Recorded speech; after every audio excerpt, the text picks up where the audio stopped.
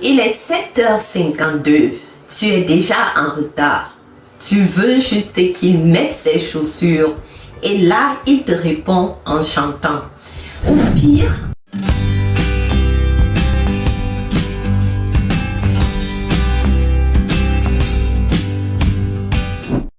il est 7h52.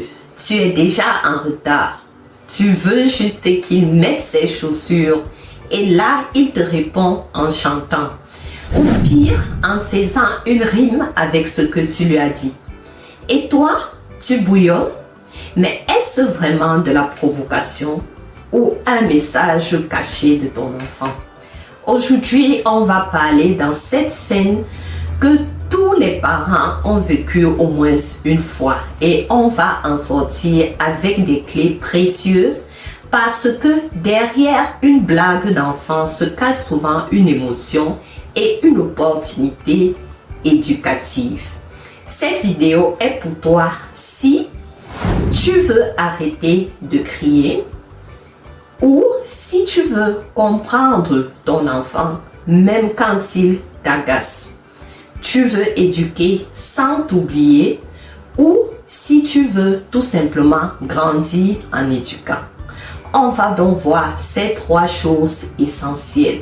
Pourquoi ton enfant joue avec les mots alors que tu es sérieuse? Comment garder ton calme et répondre efficacement à ton enfant sans le blesser? Comment transformer ces moments de dérangement selon toi en apprentissage? Et reste bien jusqu'à la fin de la vidéo parce que tu vas comprendre avec cet exemple la réponse idéale que tu pourras donner à ton enfant même en plein stress. Et si je te disais que parfois derrière un rime de ton enfant se cache un réel défi à relever et tu peux survivre à cette tension. Ce que l'enfant fait vraiment, je te donne une anecdote centrale. Dépêche-toi de mettre tes chaussures, sinon on va être en retard à ton école. Et lui, il répond, l'école c'est pas cool. Tu bloques, tu le regardes, tu te demandes s'il se fiche de toi. Mais non, voici ce qui se passe en lui.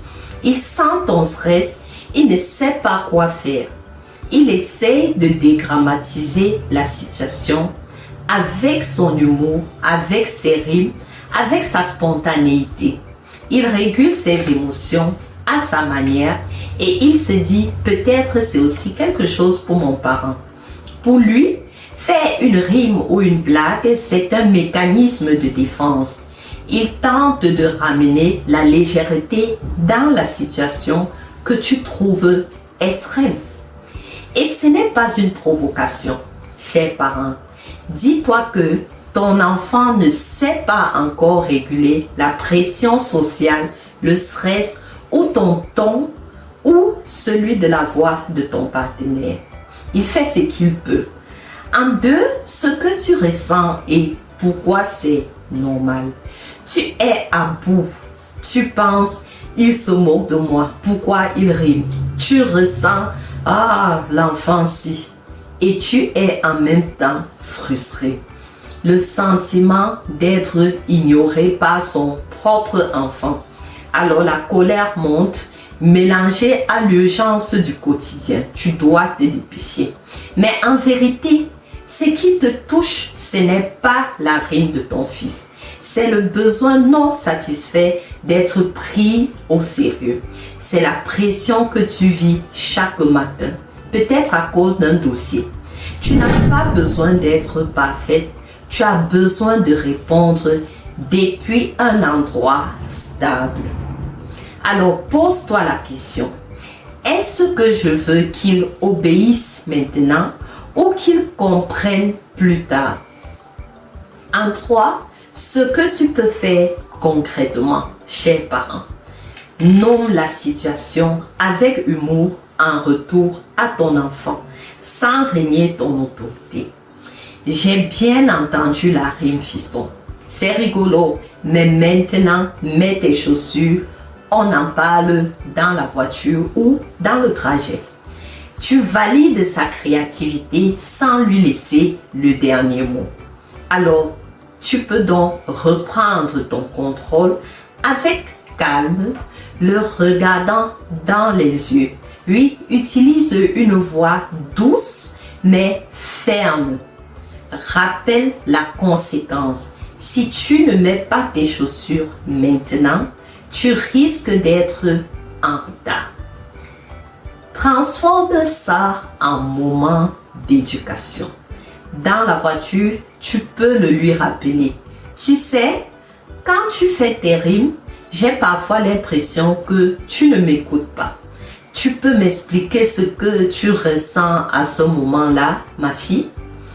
Tu lui apprends donc à reconnaître ses émotions et toi, tu montres que tu n'es pas juste une adulte qui s'énerve. Tu es un adulte qui construit. Alors, chers parents, voici ce que tu dois retenir en résumé. Éduquer, ce n'est pas faire plier. C'est montrer que même dans le stress, on peut rester humain. Et qu'un enfant, même avec ses jeux de mots, mérite notre patience. La prochaine fois que ton enfant rime, alors que tu veux qu'il t'écoute ou qu'il se dépêche, dis-toi qu'il ne te défie pas. Il cherche un pont et toi, tu peux choisir de le construire ou de le détruire. Alors, si cette vidéo t'a intéressé et si tu veux plus de clés éducatives et des exemples concrets comme ceux d'aujourd'hui, abonne-toi et partage la vidéo à d'autres parents. Et dis-moi en commentaire quelle est la réponse la plus drôle que ton enfant t'ait faite quand toi tu étais sérieux ou sérieuse. À bientôt pour une autre vidéo. Merci. Grandir avec son enfant un jour à la fois.